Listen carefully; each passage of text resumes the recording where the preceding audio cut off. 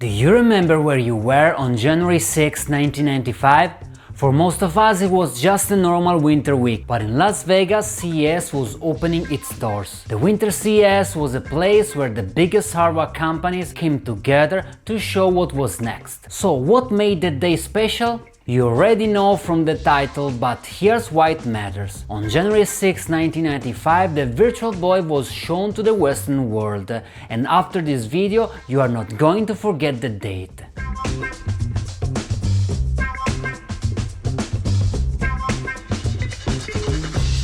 Virtual Boy was not the first stereoscopic headset experiment ever, but at the time Nintendo was strong in home console market, and that product and what it caused in the headset world created a shock we paid for 17 long years, until 2012 with the Oculus Kickstarter by Palmer Luckey. Because Nintendo's failure with this technology, a technology that was still in its early steps but had huge brands behind it, became a warning for everyone. Stay away from stereoscopic headsets. And it's a shame because January 1995 was also remembered as the absolute peak moment for the video game industry, where literally everyone was there at the same time. 3DO, Sega, Atari, Philips, Nintendo, Sony, something you just don't see today. And not only game companies, many other hardware companies thought they could make money with video games, and they took so much space at the CES that it never happened again. In fact, that year they decided they needed their own separate events, and in just a few months, because there was so much stuff to show, E3 was born. Yes, that year E3 was born, the Electronic Entertainment Expo, and to show you how strong Nintendo was at the time, look at how much space they took. I found an old floor map and you can see Nintendo's area is huge compared to the rest of the show. Sony was also there at CES January 1995 with PlayStation, because PlayStation launched in Japan in December 1994. It was still kind of quiet, and in America Sony was there mostly to study the market. Were they impressed by Nintendo and the rumored Ultra 64? I don't know, but after trying Virtual Boy in Las Vegas they definitely knew what they did not want to invest in. The day the press from all over the world learned that stereoscopic technologies are nicer to dream about than to experience in real life. And it wasn't only Virtual Boy. At CES you also had other headset and stereo devices like the VFX-1 and other solutions people were trying at the time. Honestly, if you were a video game nerd, there was no better place on earth to be that day.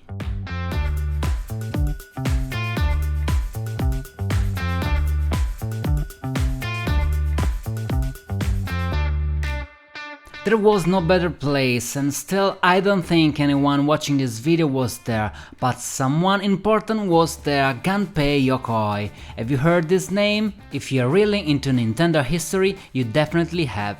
Gunpei Yokoi is the kind of person you could make a full video about just on his life. Born in 1941, degree in electronic engineering, he joined Nintendo when Nintendo was still doing playing cards. But his talent was too big for that, so he started creating things. One famous example is the extendable grabbing hand toy, the one you have probably seen somewhere, and Nintendo decided to sell it for real. From that point on, Yokoi is credited with many inventions and with a key role in transforming Nintendo from toys into electronic gaming. He created the D-pad, he brought Game & Watch and then Nintendo Game Boy to the mainstream. He became the head of the R&D one of the division responsible for evolving Nintendo hardware, and it was clear that, in a way, Yokoi had a lot of freedom. He could look further than the horizon, and that mindset led him to Virtual Boy. Around 1944 you can already see early testing sessions in Japan. At the time Nintendo portable displays were basically monochrome, like the original Game Boy, with only 4 shades. No colors, just those shades, and the look was also influenced by the display and polarizing film. Fun fact, if you watch the Tetris movie on Netflix, Gunpei Yokoi appears in a small scene. They don't give him much attention there, even if Game Boy was a huge reason why Tetris became what it became. At the time, virtual reality already exists in books and other media. The concept was already clear, and I want to read something from a magazine from 1993 called Virtual, first issue. In the editorial they say, Computer networks have created a true parallel world, where virtual communities engage in constant dialogue to exchange ideas and information, and to inaugurate new models of behavior. Virtual reality is the extreme outcome of a logic that permeates all the techniques of representation, and it is precisely this that we will analyze, to grasp the common thread that alone can reveal its deeper meaning. And when they say techniques of representation, that includes what was possible at the time, and at the time monochrome displays were simply the available tech. But the hunger for something new was huge, because like always VR fascinating everyone. The idea of entering a stereoscopic world, living things in first person, not just watching them on a screen. And not only the magazine Virtual, also Edge in 1993 had an issue with a big focus on VR. Pages and pages. We can read here, December 1993, third issue. Graphics to die for. They talked about VR as a next step, they talked about military investment, the whole early history, Sensorama, Cinerama, immersive cinema screens, curved screen, stuff like that. They also talked about Sega possibly entering VR. VR was used for research and for pilot training, and again from 1993 to 1995 it was constant news, constant rumors about who would be the first to release a VR headset. And I want also to read you something from Game Power. Hasbro enters the world of virtual reality. And the subtitle is funny. The most comfortable way to travel is sitting in your armchair. They also mention about the price, around $300. And remember, things moved fast at the time. In 18 months, tech could be completely different. I went back and collected many magazine clips, not to find a villain like it's the media fault, but to understand how we arrived at Virtual Boy's failure. Virtual Boy was first playable in November at Shonshikai, and there you see the first images and the first demo totem. And Nintendo, to help journalists feel the immersion, made them try Virtual Boy in completely dark rooms, so you couldn't see the borders, the screen was red LEDs in black space, so you didn't really understand where the screen ended. So if you saw a stereo Mario popping out, it felt like the game space was huge because everything else was pure black. It was a clever trick, honestly a smart move. So people saw these futuristic images and that futuristic controller with the double D-pad. But journalists were already pretty negative. They basically say this is not what everyone expected. Long sessions can cause fatigue and headaches, especially after more than 20 minutes. And then I found this line: based on what we have seen, it can compete at best with my LCD watch. That's the warm welcome stereoscopic tech got in 1995.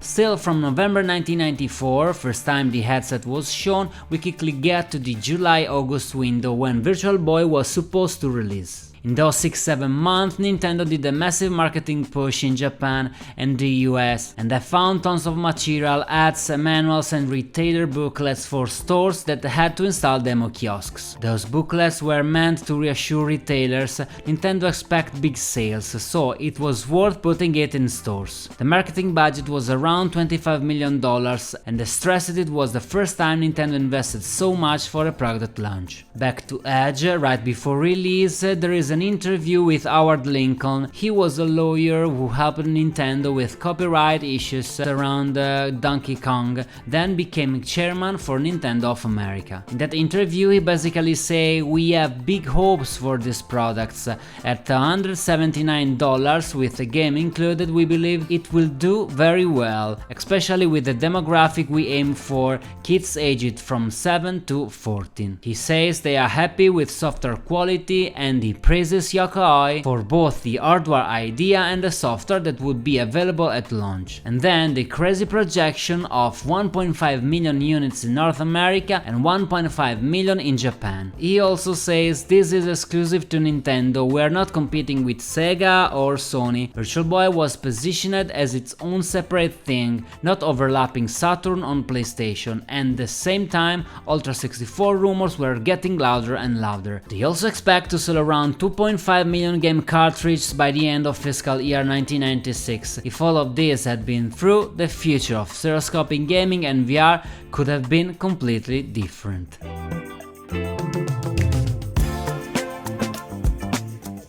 But the investment was huge. Nintendo ran TV ads, flyers and even mobile vans to put Virtual Boy demos outside schools to make kids try it. What's ironic is that the target age 7-14 is the same kind of target as Super Nintendo, but if you think about it today, the people who love stereoscopy and VR are often older enthusiasts. Back then, those older nerds were basically the future. And I still don't know how they expected to communicate stereoscopic depth through TV and radio. It's hard even today with YouTube. Imagine describing Virtual Boy on the radio.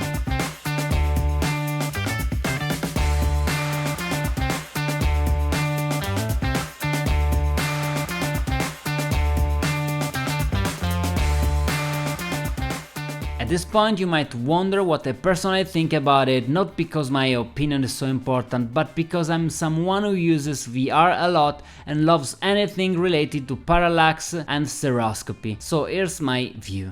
Two things even today, 30 years later: the feeling of high resolution and the depth of the image and color depth, even if it is monochrome. On paper it's 384 by 224 per eye, sounds ridiculous, but the display is very small in view through lenses. The pixel density feels high, higher than what you would see on Game Boy or Game Gear. The red monochrome display with 4 shades was chosen mainly to keep the price low. It wasn't that RGB was impossible, the real issue was cost, especially blue LEDs at the time, that pushed Nintendo away from full color. And maybe 1995 was simply too early to convince people to try something this extreme. The depth effect with that high contrast is really strong, but Nintendo has always been about software. Virtual Boy had 22 games total, and by necessity they were basically all new EPs and new production made specifically for it. And the funny thing is that Virtual Boy was also quite capable technically, but developers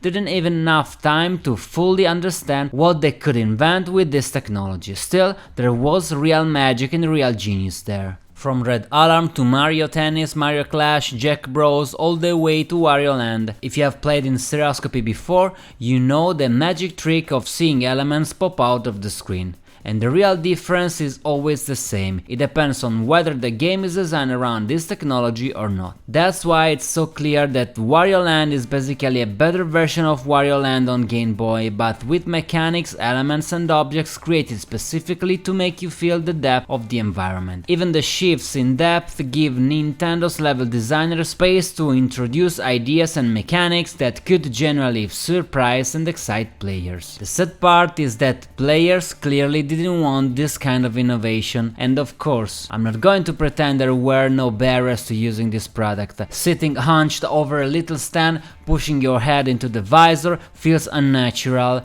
and since the batteries were in the controller, not in the headset itself, something with a head strap would probably have been a better solution. But we're also talking about 30 years ago. People didn't have the knowledge we have today after decades of failure and lesson learned. And the battery situation was weird too. It was portable on paper, but to play it you had to stay still. And it's also strange that Nintendo didn't include by default the AC adapter or power supply to plug it directly into the wall, even though that accessory in Japan existed. I don't even want to spend too much time on the games because honestly there is no need. 30 years later we know what Nintendo is capable of. Every game is a small gem, and many of them bring mechanics that we still don't really see in modern 3D games. Just think about the controller. It has 2D pads. Like, I don't know, the new Steam frame? Who knows what they had in mind? Maybe it was a way to anticipate something like Sony's DualShocks later on. In 3D games you move with 2 sticks, and maybe by thinking about stereoscopy they already understood that having 2 directional inputs could matter. But then you might ask, how did I actually play these games today? The used market, of course, loves products that fail quickly and prices can be insane. But for preservation reasons I got help from Vintage64, a retro accessory store. To make this video possible they sent me their flash card for Virtual Boy.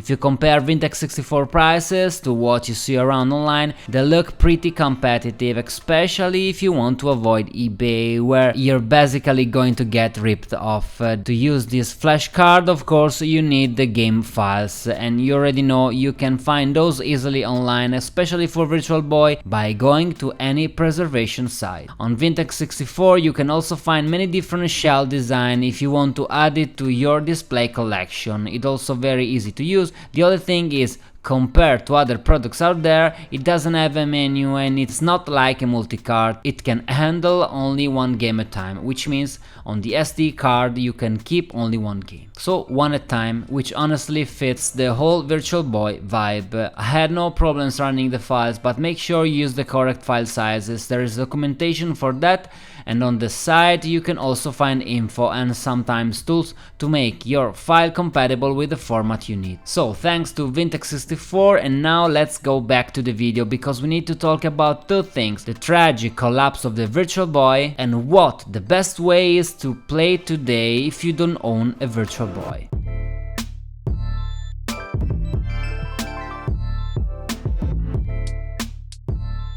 We are now at the beginning of autumn 1995.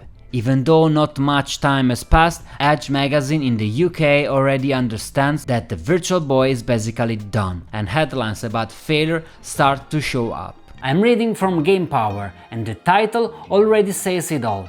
Virtual Boy sales are not good. This is October 1995, Game Power number 43. Sales in Japan are far from expectations. Nintendo predicted 300,000 units by the end of the year, but they didn't even reach the 30% of the number. And here there is written virtual reality. Yes, okay, virtual reality is funny. In the end, there is also an interview at a late 1995 event, right in the middle of the Ultra 64 hype. Back then, yes, it was still called Ultra 64. People were losing their minds over rumored Nintendo 64 features, like the idea that a friend could come to your house, save his combo routine in the controller memory, and then you could challenge that memory later when he wasn't there. I don't even know if that ever worked. I don't remember it. If you remember, tell me. Anyway, in this interview, Yamauchi basically says, I see 1996 as a year to restart from zero with the Virtual Boy and to explain what the Nintendo difference really is. In December 1995, remember, Wario Land came out, still considered by many as the best Virtual Boy game. And recently, by coincidence, images surfaced again showing a Mario game that was in development, a side-scrolling Mario project that was being worked on. But it's easy to understand the press. Nintendo 64 previews were coming out, first impressions were everywhere, and journalists were basically drooling, and so were readers. People were obsessed with the features, the incredible graphics Nintendo 64 promised, and especially with how revolutionary Mario 64 looked. And they were right, it really was amazing. Maybe this taught Nintendo to not launch too many major things at the same time. Or maybe it was also a moment where traditional gaming needed to reach a certain maturity before experimenting seriously with the stereoscopic 3D immersion the way we understand it today. So on one side you have magazines talking about Virtual Boy with uncertainty, and on the other side you have Ultra 64 certainty. You can see here images of Super Mario 64 that I have to admit was pretty impressive. All those no levels, the bosses, Pilot Wing 64, Wave Race, and even early talk about Mario Kart, Kirby and Legend of Zelda 64. It is basically a gallery of beautiful 3D images, not those strange red stereoscopic shots you saw whenever people talked about Virtual Boy. And then more articles follow. From October to February the Virtual Boy keeps losing momentum. Takahara, a company known for games like Toshinden,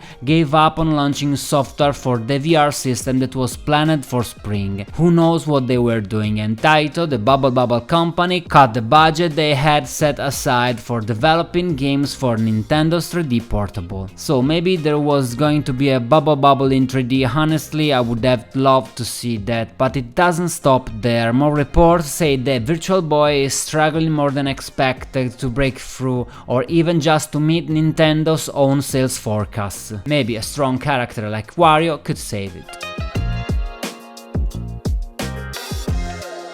In the review, we can already see Virtual Boy a difficult kid. They call it the worst press reception they can remember, and they describe it as Nintendo's abnormal portable console. And there are also some game review. They tested Stellar Boxer, Mario Tennis, Red Alarm, Galactic Pinball.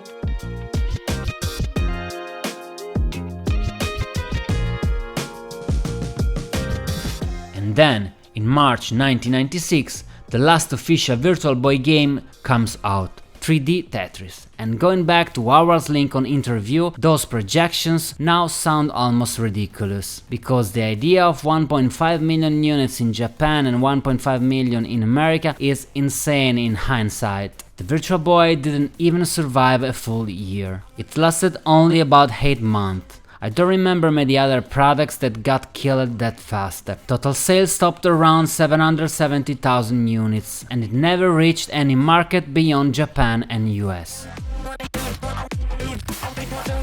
The last thing I want to give you is the best way to experience these games today.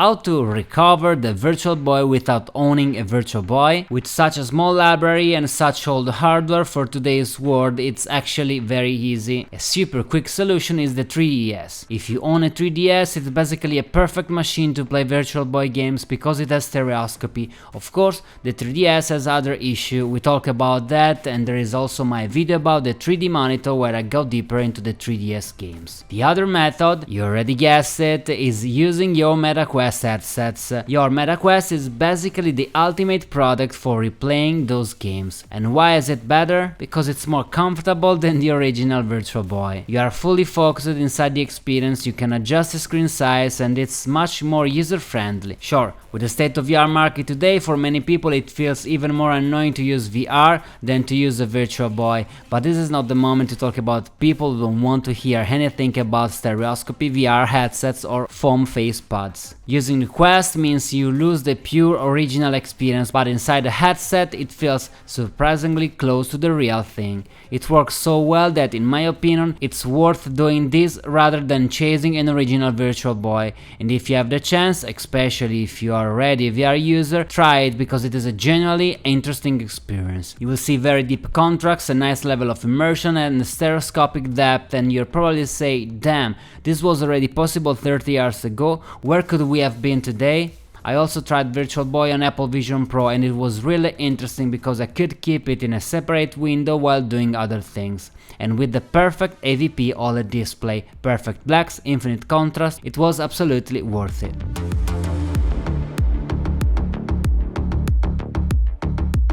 But as you might know, in the September 2025 Nintendo's Direct, so 30 years and 2 months after the original release, it was revealed that Virtual Boy games will be playable on Switch and Switch 2 through a Virtual Boy shaped accessory, using the console controllers. What I think is that this accessory doesn't really change the narrative. The context of that announcement gives me zero hope. This Switch Virtual Boy accessory was placed in a lazy Nintendo Direct full of pointless things sold at high prices, and to me the message was clear. This is just one more move to squeeze the user base without real added value. And that's why it doesn't change the meaning of the video, and it doesn't change the story of the Virtual Boy being abandoned too early. This accessory does not feel like a return to passion or to the Nintendo difference. They could have introduced it in many better ways, for example with an Untold Stories package, with unfinished games, prototype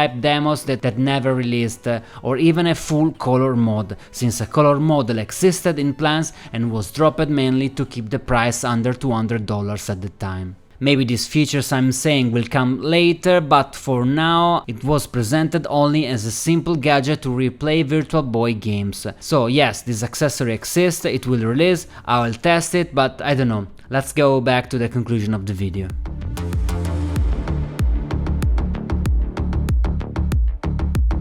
Okay, in the end, I don't really have a classic conclusion. This wasn't a review. The summary of everything you have seen today is: you have to recognize Nintendo Hons as a strong, innovative force.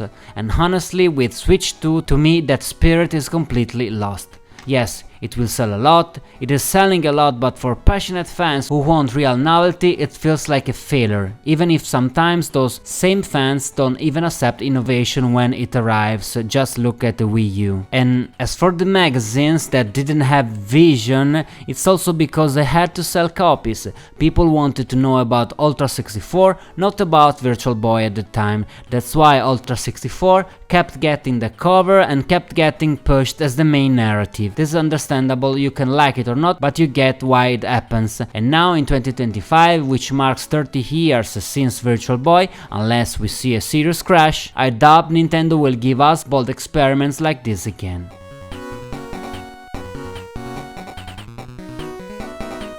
But thanks to paper archives and digital archives, I was able to rebuild the story, understand where we came from, and ask myself if we are going forward or backward. If you enjoyed this kind of video, I hope you'll support it with a comment and a like, because I don't expect this type of deep dive to get huge views, but your support pushes me to bring more curiosities and research like this. And you saw I also have a VFX1 headset here, and I can wait to give it space on this channel. I hope this video showed you how important archives are, all kind of archives, but especially paper one, because they tell you what the world really looked at the time. So please don't throw magazines away, and if you really want to throw them away, at least scan them and share them so knowledge and information don't get lost. I want to say goodbye with a quote from the cover of the magazine Virtual.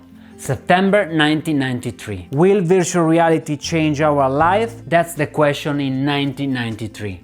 I don't know if it will change yours, but it has definitely already changed mine.